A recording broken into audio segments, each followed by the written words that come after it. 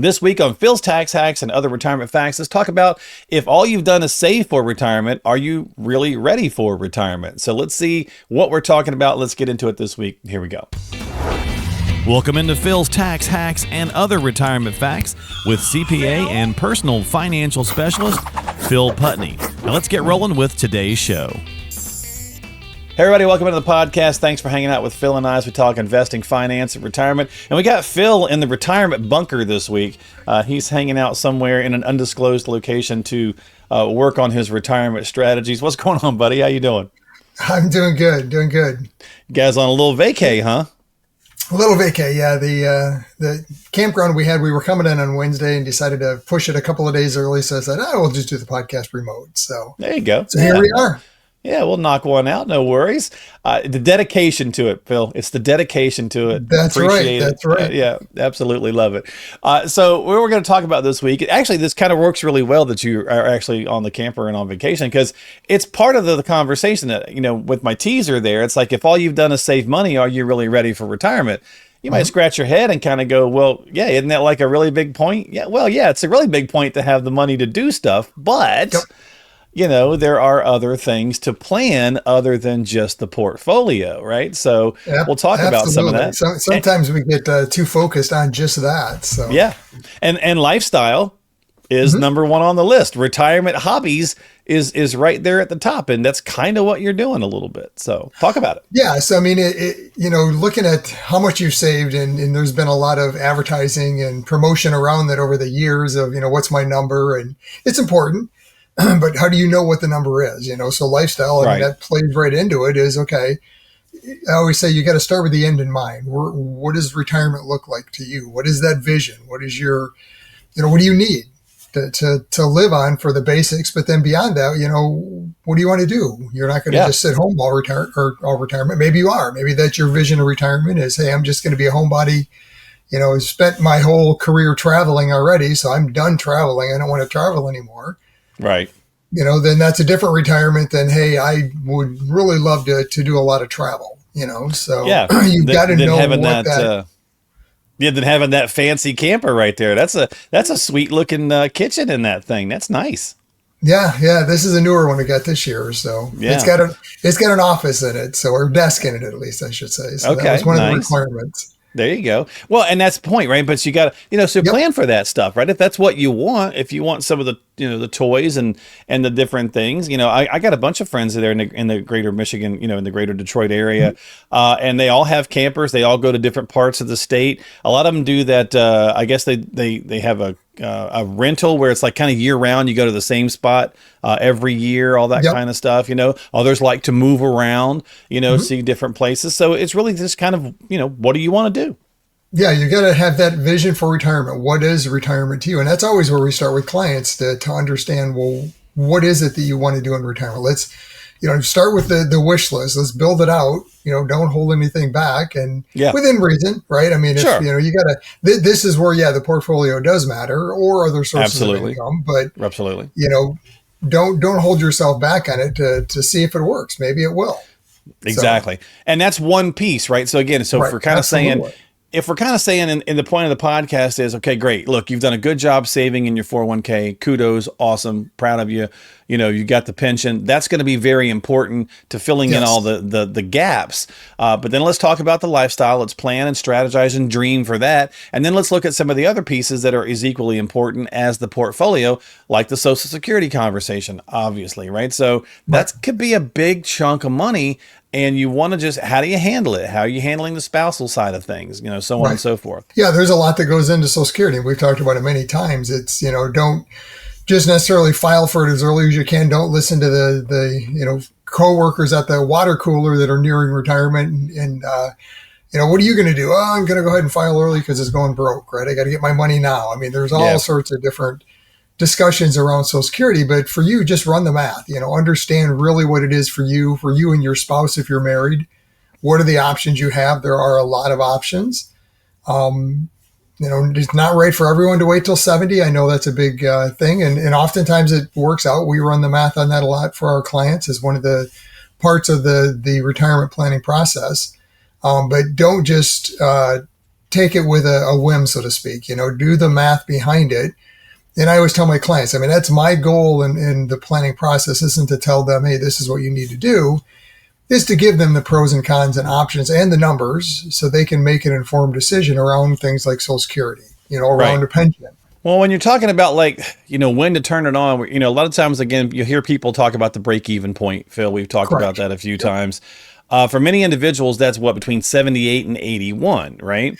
Other sources say 77 to 83. Is kind of the late 70s, early 80s. Yep. Yeah. For kind of average, I should say. And just to kind of explain that to folks a little bit, what does that mean? What's my break-even point? What does that strategy mean? Yeah. So break-even is, if you think of looking at the various scenarios and you just start adding up the benefit that you would receive at whatever, let's say 67, your full retirement age. Okay. Month over month, year over year, accumulating that in a bucket. Think of it that way, right? And then if you were to do the same, but waiting till 70, well, obviously the 67 bucket's going to have started to fill up early because you started collecting it 3 years early. So the break even is the point at which your age 70 bucket accumulates the same benefit that you would have received at 67. Gotcha. So that is that age that, okay, if I make it, so to speak, to that age, at least I collected what I would have had I made it to 60, or started at 67. Mm-hmm. From that age, break even and beyond, you're now ahead of the game. And that mathematically makes sense. I mean, if you think of it, at age 67, full retirement, you're getting 100%. At age 70, you're getting 132% or 124% in this case, because it's 3 years. Gotcha. So, your benefit's much larger. So as you start accumulating that, it adds up quicker. So that's the simple concept of break even. Right. For a married couple, though, it gets much more complex because you got to start looking at the different ways to combine benefits. Is spousal benefits available? What about survivor benefits? I mean, that's a big component in break even and understanding the math behind that. So. And you can run those numbers and speculate that out for folks, and then they can make a decision. Mm-hmm. Ultimately, it comes down to, do you know how long you're going to live? And we don't know that. So you just kind of have, it's a little bit of educated guessing going on in here, based on a few things. But it is good to have that number and have that scenario drawn out for you, so then you can make a more informed decision. So again, another piece of the retirement puzzle that, you want to make sure you do. You touched on pensions, so we'll kind of move on from that a little bit, but it's the same kind of thing. Same thing as Social Security. Did you just look at the spousal buyout? Right. What's the best option for a lot of the auto workers in the area? They may have that pension available. And actually pensions, I mean, there's a lot that goes into that. It's not just which option, because there's much like Social Security, there's different options. Do you select a single life benefit?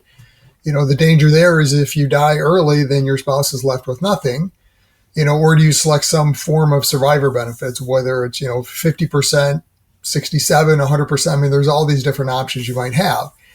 The flip side too, though, of pensions is that more and more companies are offering a lump sum. Companies are wanting to get out of the pension business. They don't want to have to guarantee all their former workers, the retirees, this guaranteed lifetime income anymore. Yeah.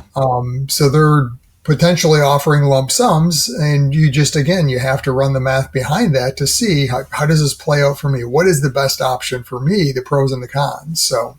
Yeah.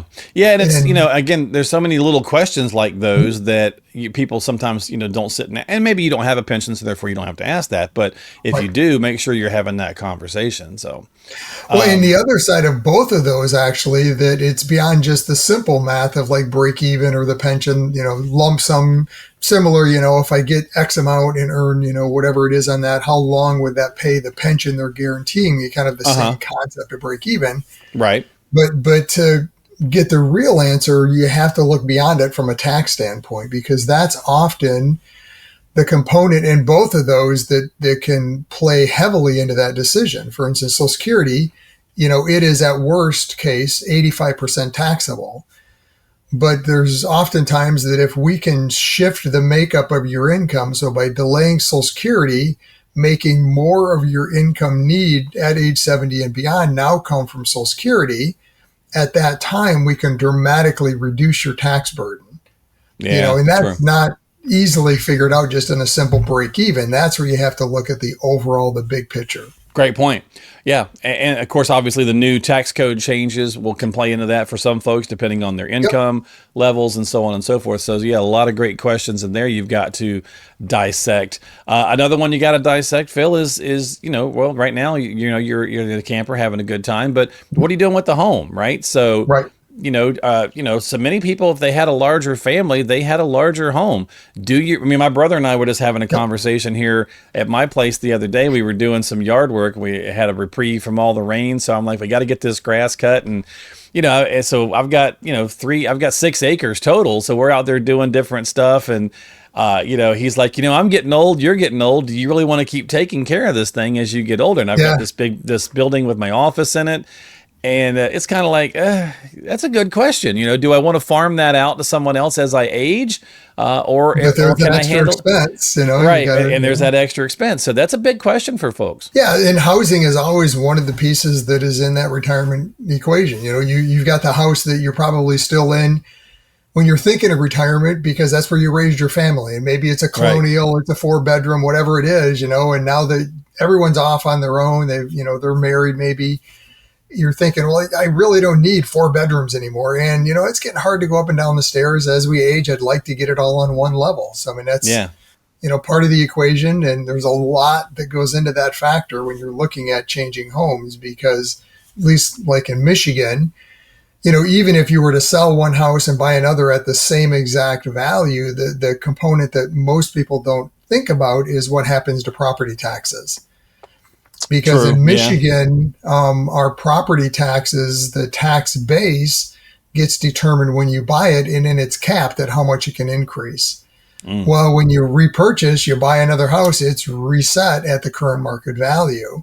And very often that can be a surprise of, 20, 30, 40, even 50% or more in an increase in a tax burden, even if it's the same value of house. So. Yeah. That's a good point. Yeah, and it's a lot more to just the manage. And I'm being naughty, not wearing my finger splint because I got an injury dusting the big old house, and so I know that sounds funny, but it's true.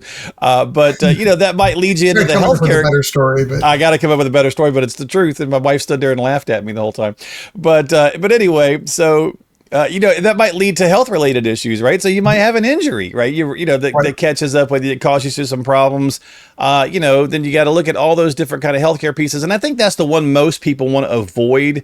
Although the house thing right now is pretty bad too, because the cost of houses are just so crazy. So even if you're thinking about getting rid of it and getting another one, you're thinking, God, I got to pay more than it's really kind of worth to get what I'm after. So it's a tough spot right now. Market value is high, interest rates are high. So I mean, if you're planning on financing, it changes the whole picture. So. And then healthcare is just as equally daunting. Most people just go, man, I don't even want to talk about it. It just puts me in a foul mood, Yeah, I mean, so healthcare is another one of those components. Maybe you're looking just at your retirement portfolio and, you've done really well. It's grown well.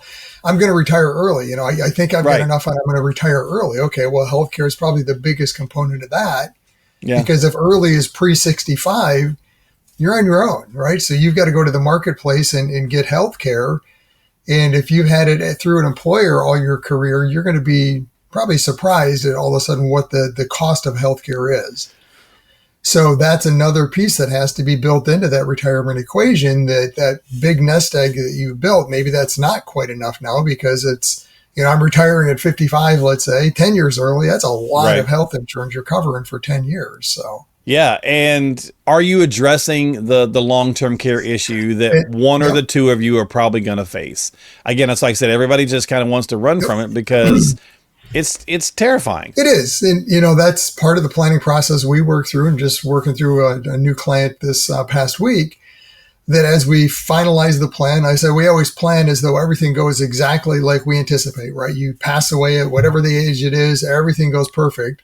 But then we want to stress test it, right? What happens if that doesn't happen? Number one is life expectancy.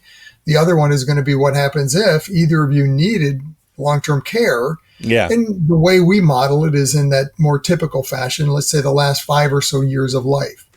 Okay. And the biggest concern there is that what happens to the surviving spouse, right? So if I'm the first person to need care, and the cost of that care consumes a vast majority of the retirement assets, but my wife is younger, let's say, and is going to live longer. Well, what about her? Or vice versa, whatever. It doesn't matter the spouses, but that's the scenario you've got to be very conscious of what happens. You don't want that one spouse to consume all the assets. The other spouse is left with nothing to live out the balance of their retirement. So, and not to mention, what if they need care? The Tax Smart Retiree is your comprehensive guide to mastering tax efficiency for a flourishing retirement. You will find indispensable advice and actionable strategies designed to enhance tax savings, maximize Social Security benefits, protect against market volatility, and develop a customized retirement plan. To get your free ebook, click the link in the show notes of today's episode and download your copy of the Tax Smart Retiree right now. Yeah, and unfortunately, we're a pre-diagnosis or a diagnosis away from making that tough. I mean, the situation that my wife and I are in, I've had heart issues since my 40s. And, it's hard to get anyone to touch me. And so, we often wonder, we're trying to, kind of figure out a way to self-fund for her in the event that I have a long-term care event, that she's going to be okay in later years, because she's also younger than me, Right. So, it can be a double, triple whammy sometimes. So again, if you, not beating people up for doing a great job saving, that's a huge component of what we need to do for retirement, but you've got to address these other issues too. And that's the importance of sitting down with someone like yourself, Phil, and just having a conversation. Right. And then you can talk about some of the other things like tax efficiency, which you touched on. Obviously, that's a huge piece as well. Estate planning, do you want to leave anything? Yep. Do you not? They changed the rules a little bit for estate planning with the big, beautiful bill. Most of us won't have to mess with it, but what's the state level look like, right? So. Right. Yeah, there's a lot more to retirement planning than what's the number, right? What balance have I accumulated? Where's that balance accumulated? Is it all in tax deferred accounts, IRAs, 401ks? Well, it better be a lot bigger balance, because if it is, it's got a tax mortgage on it. You got to plan for that. So there's all these factors that plays into the math of retirement, much more than just, I've done very well accumulating and that's a great job. It got you where you're at today, probably has given you some options. Right. But from that point forward, now let's look at how we can tweak it and make this work the best and most efficient for you. So, I always say for our clients we're working with, my goal is to minimize their taxes, maximize the income that they can get in retirement. So, well, and that's the point. That's the goal, hopefully, right? Yep. So, the tax efficiency, it's funny because we could sit here and somebody could say, one person might say, well, the portfolio and how much I've saved the nest egg is the most important piece. And that's arguably true. And then another person might say, well, the tax efficiency is the most important piece, because it's not what you make, it's what you keep. So, you can make these arguments about like what's the most important piece, but I think there's 4 or 5 pillars, if you will, Phil, that are just super critical that you got to deal with. And that is retirement planning, is really looking at all those pillars and bringing them together, because as you change one of those components, it changes another and it changes another. I have to draw this anagram, or I think it's called anagram, with the 3 intertwined circles where Venn diagram. There we go. We got we got the income. Everyone's got income of some sort. Social Security at a minimum, right? Right. Everyone has accumulated some assets, and that's kind of what we're talking about here. And at the end of the day, everyone's going to pay taxes. And as you start to change one of those components, for instance, Social Security, well, that's going to change the assets, but it's also going to change your tax component. Mm-hmm. So that's the key in retirement planning, is not looking at one of these components all by itself and making the decision just on that. Yep. Because as one component changes, it changes another. And our goal in retirement planning is to make this a well-oiled machine, so they're all working the most efficient that they can, so that you can enjoy retirement. You can pay the least amount of taxes you can, have the income you need. That is the goal. So saving for retirement, absolutely. I would say probably the most important to start with, because if you don't have resources, then some of this is a moot point. True. Very true. I mean, harsh, but true, right? I mean, it's the reality. If you haven't saved for retirement, I mean, it is what it is. You've got Social Security and hopefully you got a pension. You know, if you don't, then you got Social Security and work. I mean, there's not a lot you can do at that stage, right? Right. Exactly. Yeah. But if you've accumulated for retirement, great job. Don't stop there though and think that, okay, I'm good, and start making all these other decisions. Now look at the options you have. Make sure that everything's working together most efficiently for you in your scenario. which is probably going to be different than the other colleagues or friends or neighbors that you've spoken with and how they've done it, because their scenario is completely different from yours. And that's why it's important to get, a financial blueprint put together. So, right, Correct. If you want some help with that, reach out to Phil, get the financial blueprint done. That's what he does, calls his process. He'll help you kind of put that stuff together. It's complimentary, no cost or obligation. Just got to give him a jingle, let him know that you need some help. And you can do a couple things. You can just go online and go to philstaxhacks.com, and we'll have links in the show description below for you to just click on stuff. Or you can call him at 248-888-7530, 248-888-7530. But get that complimentary financial game plan, that financial blueprint underway, and see, where you stand. Start putting some of this stuff together and see that, okay, yeah, I've done a good job with the numbers. Now let's do some of this other stuff that we talked about here this week on the show. Don't forget to subscribe to us on Apple, Spotify, and of course, YouTube. Hit that subscribe button, thumbs up, and notification bell to catch new episodes when they come out. And we'll see you next time. Phil, enjoy the rest of your trip. Thanks for taking some time to hang out with us. Have a good time, and we'll see you back in the office next week. All right. Catch you later here on Phil's Tax Hacks and other retirement facts. Phil? Investment advisory services offered through AFS Wealth Management. The content of this program is provided for informational purposes only and is not a solicitation or recommendation of any investment strategy. Investments and/or investment strategies involve risk, including the possible loss of principal. There is no assurance that any investment strategy will achieve its objectives.